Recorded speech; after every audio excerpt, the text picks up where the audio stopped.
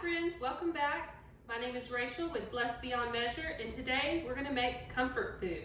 And I don't know about you, but when I think of comfort food, chicken fried steak is the top of that list. So today, that's exactly what we're going to do. First off, we're going to start with a little breading station. In this bowl, I have some garlic powder, onion powder, paprika, and just a little bit of cayenne pepper. And you want to mix that in with your flour.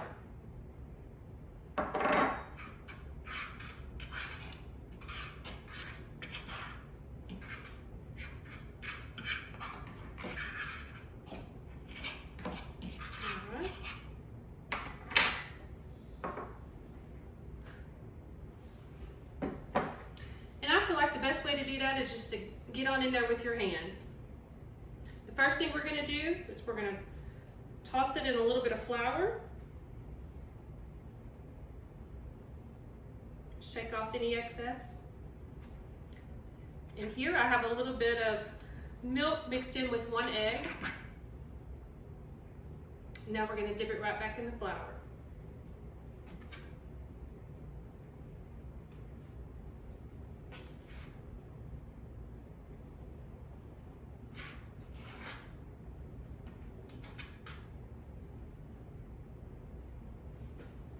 Okay, I'll get the rest breaded up and I'll meet you right back here. Okay guys, I've got my meat all battered up, and it's really a good idea if you let the flour sit on the meat for just a few minutes before you just put it directly in, because that helps the batter stay on once it's fried. A lot of times if you don't do that, it'll fall off in the oil, and we don't want that to happen. So a good way to check and see if your oil is ready is to put a wooden spoon in the oil, and when you see those bubbles, you know it's ready to go. When you place this in your pan, you want to lay it away from you. That helps not to get splashed with the oil.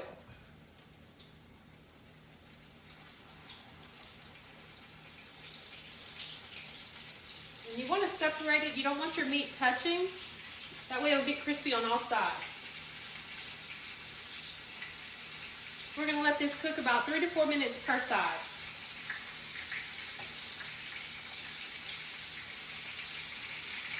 Okay, it's been about 3 minutes, so we'll go ahead and turn them over and let them cook for another 3 to 4 minutes on the other side.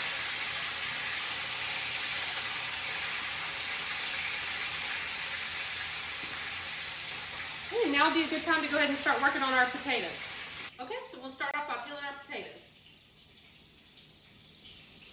You can certainly do this with a potato peeler or not.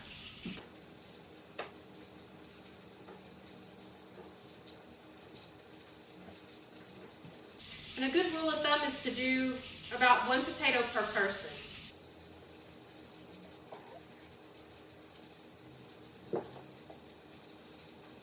I like to slice these up pretty small chunks. That way they'll cook faster.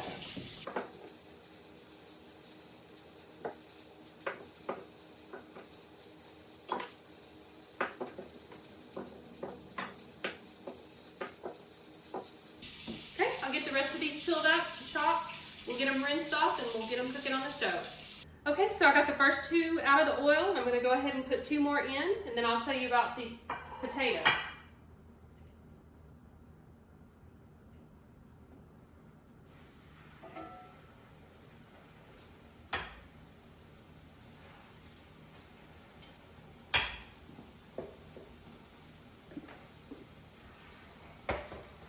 I got my potatoes cut into pretty thin slices, because that's going to help them cook a lot faster.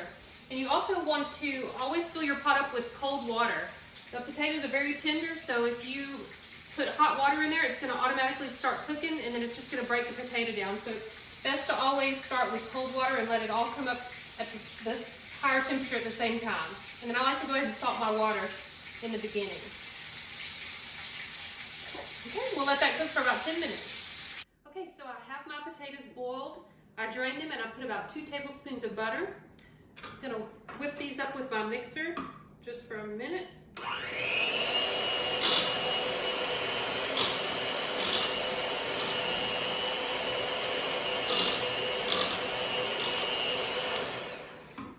And I like to add evaporated milk to mine. We'll just add a little bit. You can always add more. And then of course we're going to add some salt and pepper.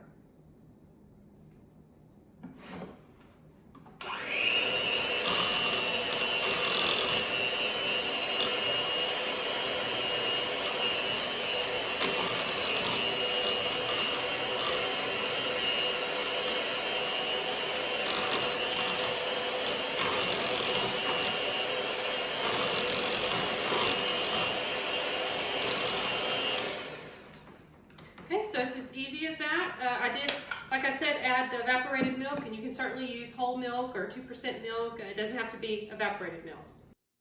Okay, so our mashed potatoes are done, and they look wonderful. Our chicken fried steak's done, and every good chicken fried steak deserves a good white gravy, and that's exactly what we're about to do. So I did reserve about 3 tablespoons of the oil from when we fried our chicken fried steak, because in that oil is going to be some of the seasonings that came off of the flour. So that's definitely going to enhance our gravy. So I'm going to go ahead and add 3 tablespoons of all-purpose flour into my oil. We're going to kind of toast this a little bit just to get the rawness of the flour out of it.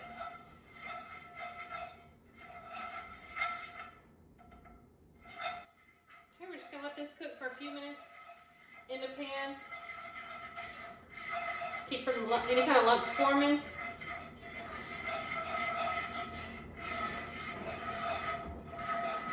I'll raise my heat just a little bit in between medium and low. I got this whisk from the Rada store. I think it is considered a gravy whisk. It works really good. You don't have to use it. You could use a fork or just a regular whisk, but this works really good to make gravies. All right. So now I have 2 cups of milk here. I don't know that we'll use the whole thing. We'll go ahead and put about 1.5 cups in.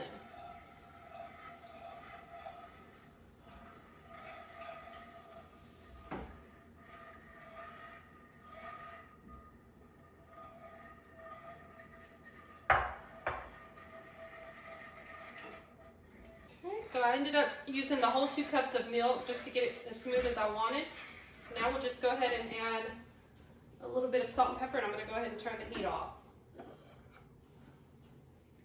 And you can add enough salt and pepper just to your desired taste.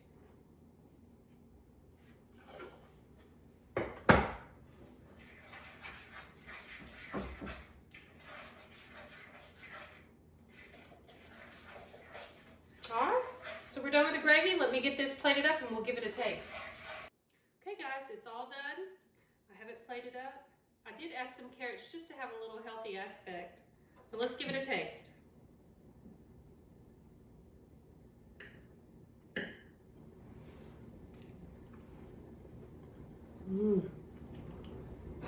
Oh, that's comfort.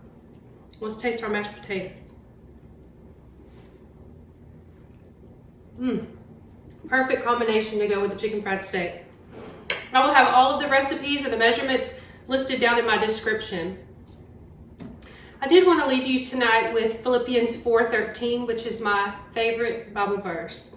I can do all things through Christ who gives me strength. I don't know what you might be going through right now, but I can tell you one thing. Christ will be with you to give you that strength that you need. All you need to do is just talk to him. So I hope you'll do that today. And if you like my video, give me a thumbs up and hit that subscribe button. And we will see you next time. Thank you.